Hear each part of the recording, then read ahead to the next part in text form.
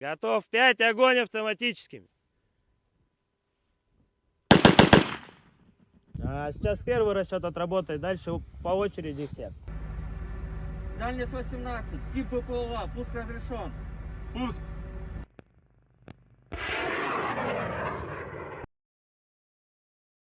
Inilah Global Views, sudut pandang kita tentang ragam konflik internasional yang berdampak signifikan kepada kita semua. Bagaimana Amerika di era Joe Biden terlibat perang Ukraina? Akhirnya ada media di Amerika Serikat yang secara terbuka membeber peran Washington dalam perang proksi Ukraina NATO melawan Rusia. The New York Times lewat liputan mendalamnya menguak bagian sejarah rahasia campur tangan politisi, intelijen dan militer Amerika di Ukraina. Washington menjadi bagian mata rantai pembunuhan massal dengan menyediakan data intelijen dan dukungan strategis yang tidak ternilai. Menurut laporan New York Times, rezim Joe Biden secara mendalam terlibat jauh dalam mendukung Ukraina melawan Rusia. Laporan panjang yang diterbitkan Sabtu 29 Maret 2025 memberikan gambaran kemitraan luar biasa intelijen, strategi, perencanaan, dan teknologi modern yang menjadi senjata rahasia Kiev melawan Rusia. Sementara Pentagon memasok Ukraina dengan puluhan miliar dolar dalam bentuk bantuan militer, Pentagon juga menyediakan intelijen penting. Ini memungkinkan Kiev menyerang pusat komando dan kendali tempur Rusia serta target bernilai tinggi lainnya mulai pertengahan 2022. Masih menurut laporan New York Times, inti dari kemitraan ini dijalankan di fasilitas Angkatan Darat Amerika di Wiesbaden, Jerman. Di lokasi inilah para perwira Amerika dan Ukraina menetapkan prioritas penargetan harian yang mereka sebut sebagai titik-titik penting karena takut dianggap terlampau provokatif. Para perwira Amerika dan Ukraina itu merencanakan serangan balasan besar bersama-sama dan meluncurkan serangan jarak jauh berpresisi tinggi. Mereka menggunakan senjata mematikan jarak jauh yang dipasok Barat dengan target spesifik di Crimea, Rusia. Serangan yang dikendalikan Barat tersebut menyebabkan jatuhnya korban sipil dengan satu serangan rudal taktis darat buatan Amerika ke pantai Sevastopol pada bulan Juni 2024. 4 orang yang sedang berwisata di pantai tewas dan lebih dari 150 orang lainnya luka-luka. Hulu ledak di rudal itu memiliki karakter seperti bom tabur atau klaster bom. Pentagon juga mengirim puluhan penasihat militer ke Ukraina. Beberapa di antaranya diizinkan melakukan perjalanan ke wilayah garis depan pertempuran. Pada tahun 2024, Amerika memperpanjang izinnya bagi Ukraina melakukan serangan jarak jauh terbatas menggunakan senjata yang dipasok Amerika ke wilayah Rusia. Washington secara aktif memberi militer Kiev data-data penargetan untuk serangan jarak jauh tersebut. Seorang pejabat intelijen Eropa dikutip New York Times mengaku terkejut dengan tingkat keterlibatan Amerika dalam konflik tersebut. Namun kerjasama tersebut terkadang renggang karena ketidaksepakatan mengenai strategi dan tujuannya.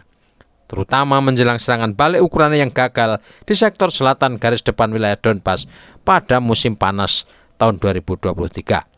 Pejabat Amerika dilaporkan memandang elit Ukraina terlalu ambisius dan mengabaikan nasihat strategis mereka. Sebaliknya, Ukraina menuduh Amerika terlalu hati-hati. Selama serangan balik tahun 2023 itu, kepemimpinan Ukraina terpecah-pecah antara kelompok yang saling bersaing dan keduanya berbeda pandangan dan keputusan antara memburu perlawanan ke Melitopol atau mempertahankan Artemovsk atau Bakhmut. Perbedaan di antara elit Ukraina itu dilaporkan merusak strategi terpadu yang dikembangkan di pangkalan militer Amerika di Wiesbaden. Presiden Rusia Vladimir Putin berulang-ulang di masa lalu mengatakan Ukraina tidak dapat bertahan tanpa dukungan dari luar. Putin menunjuk serangan menggunakan rudal jarak jauh ke wilayah Rusia tidak mungkin dilakukan Kiev tanpa data telekomunikasi dan intelijen Barat. Bahkan sejumlah senjata mematikan seperti rudal HIMARS, Patriot, sistem rudal taktis darat hanya bisa ditembakkan atas kendali produsennya, yaitu Amerika. Tetapi rezim Joe Biden sepanjang berkuasa selalu menepis tuduhan itu.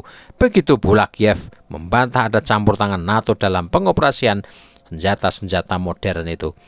Moskow pun berulang kali mengecam keterlibatan Barat dalam konflik tersebut dengan mengatakan hal itu hanya akan memperpanjang permusuhan tanpa mengubah hasilnya. Sampai pada momen ketika Vladimir Putin memerintahkan peluncuran Oresnik, rudal balistik berhulu ledak konvensional ke sebuah pabrik militer di Ukraina. Serangan dan penampakan ledakan rudal Oreshnik itu sangat menggemparkan karena kekuatannya hampir mendekati rudal berhulu ledak nuklir. Oreshnik memberi sinyal kuat ke NATO pada masanya rudal itu akan mencapai kota-kota besar di London, Paris, Brussels, Berlin, Amsterdam, dan kota-kota lainnya jika perang semakin tidak terkendali. Pergantian kekuasaan di Washington pada akhirnya turut mengubah kebijakan politik Amerika. Presiden Donald Trump aktif membuka komunikasi dan memilih jalan diplomasi untuk mengakhiri perang. Vladimir Putin dan elit Moskow menyambut inisiatif Trump itu sebagai sesuatu yang produktif dan kembali ke kenormalan hubungan antara Amerika dan Rusia. Putin dan Trump setidaknya secara formal sudah 2 kali berkomunikasi lewat telepon, mendiskusikan berbagai topik sensitif terkait Ukraina. Komunikasi Trump dan Putin itu diikuti perundingan level menteri dan juru runding di Riyadh, Jeddah, dan Istanbul. Di percakapan terakhir, Trump dan Putin menyepakati penghentian serangan ke target infrastruktur energi Rusia dan Ukraina. Kedua, Trump dan Putin juga sepakat menghentikan serangan dan blokade ekspor gandum di jalur pelayaran Laut Hitam. Upaya gencatan senjata terbatas ini realitasnya disabotase Ukraina lewat serangan ke stasiun pompa gas Rusia ke Eropa di Kursk serta pengeboman ke depo minyak Rusia di Belgorod. Moskow mengecam aksi-aksi Ukraina yang dianggap bagian strategi menghalangi dan menghancurkan upaya damai Donald Trump.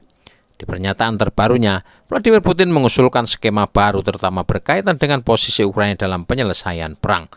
Putin memandang rezim Volodymyr Zelensky sudah tidak punya legitimasi konstitusional mengingat masa kekuasaan mereka sudah berakhir pertengahan 2024.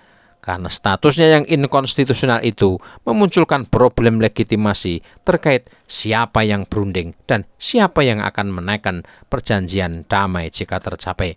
Karena itu, Vladimir Putin mengusulkan agar dibentuk pemerintahan sementara Ukraina di bawah Perserikatan Bangsa-Bangsa dan beberapa negara lain.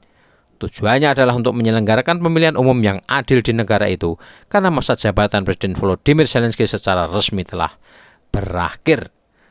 Moskow tidak melihat cara yang jelas untuk menandatangani perjanjian apapun dengan Kiev karena tidak tahu siapa pemimpin yang akan datang mewakili Ukraina. Usulan Putin itu dikemukakan saat ia mengunjungi kapal selam nuklir Arkhangelsk dan menemui para pelautnya. Dalam kasus seperti itu, praktek internasional mengikuti jalur yang terkenal dalam kerangka kegiatan penjaga perdamaian Perserikatan Bangsa-Bangsa. Beberapa contoh telah menunjukkan apa yang disebut sebagai manajemen eksternal atau administrasi sementara. Saran Putin.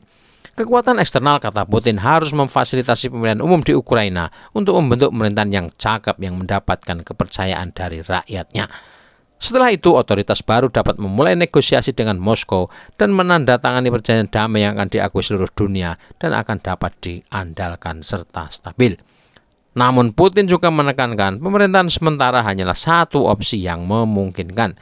Secara umum, kami mendukung penyelesaian konflik secara damai, termasuk yang satu ini, tetapi kami tidak dengan mengorbankan kami. Tegas politisi yang di masa lalu adalah mata-mata KGB ini. Putin ingin memastikan pengakhiran perang Ukraina harus masuk ke akar penyebab masalah, serta melihat realitas terkini. Para pejabat di Kiev telah menolak gagasan Putin ini. Andrei Kovalenko, Kepala Pusat Penanggulangan Disinformasi Ukraina, mengklaim di Telegram rencana tersebut merupakan upaya Moskow menunda perundingan damai. Washington belum mengomentari usulan tersebut secara resmi. Namun, kantor berita Reuters mengutip juru bicara penasihat keamanan nasional Gedung Putih yang tidak disebutkan namanya mengatakan pemerintahan Ukraina harus ditentukan oleh konstitusi dan rakyatnya. Sekretaris Jenderal PBB Antonio Guterres juga menolak usulan Putin itu dan menegaskan Ukraina memiliki pemerintahan yang sah dan jelas dan itu harus dihormati. Mantan Presiden Rusia Dmitry Medvedev yang saat ini menjabat sebagai Wakil Ketua Dewan Keamanan Rusia mengecam pernyataan Guterres dan ia menyebut sebagai kebohongan ganda. Apa yang terjadi di Ukraina sesuai laporan The New York Times memberi jawaban atas apa yang disebut sebagai agenda globalis dan liberalis Barat. Kelompok ini dimotori para politisi Demokrat Amerika dan di tangan Joe Biden serta Kamala Harris, mereka menggunakan NATO sebagai alat proksinya. Moskow telah mempelajari strategi mereka ini dan tidak ingin tertipu dan juga tidak ingin membuat kesalahan lagi. Vladimir Putin menegaskan Rusia siap bekerjasama dengan Eropa dalam menyelesaikan Ukraina. Tetapi realitasnya Eropa terus berusaha memperdaya Moskow. NATO mengabaikan keberatan Rusia terkait latihan militer mereka yang semakin dekat ke Rusia pada masa lalu. Inilah garis merah yang dipandang Moskow tidak boleh dilewati NATO dan Eropa lewat proksinya, yaitu Ukraina. Rezim Kiev saat ini telah menunjukkan kekeras kepalaannya selama lebih dari 1 dekade. Meski Trump dan Putin sudah sepakat gencatan senjata terbatas di sektor infrastruktur energi, militer Ukraina terus melakukan serangan harian. Pada tanggal 28 Maret 2025, pasukan Ukraina menyerang stasiun pengukuran gas Sutsa, sementara malam harinya drone Ukraina menggempur fasilitas energi di wilayah Saratov dan Belgorod. Meski terus diprovokasi, Moskow berusaha konsisten dengan tidak menargetkan fasilitas energi Ukraina, tetapi mengencangkan cengkeramannya di sepanjang garis depan. Tribuners, keterlibatan kekuatan Barat, dalam hal ini NATO dan Uni Eropa, dalam perang Ukraina-Rusia semakin lama semakin tidak bisa ditutupi. Perang Ukraina adalah perang proksi dan hibrida, sebuah konflik akibat benturan NATO yang agresif dan Rusia yang merespon ancaman eksistensial bagi negaranya. Pertempuran tidak akan pecah jika NATO dan Eropa mendengar keberatan dan peringatan Moskow perihal ekspansi mereka ke Ukraina. Revolusi Euromaidan 2014 mengawali kekerasan yang pada akhirnya membuat penduduk Ukraina yang berkultur dan berbahasa Rusia memilih untuk bergabung ke Federasi Rusia. Operasi militer khusus yang dimulai 24 Februari 2022 oleh Rusia kini menghasilkan wilayah sangat luas dan panjang hampir 2000 km dalam genggaman pasukan Moskow. Ukraina realitasnya telah kehilangan begitu banyak wilayah akibat kesalahan strategis NATO dalam perang proksi melawan Rusia yang tidak mungkin akan mereka menangkan.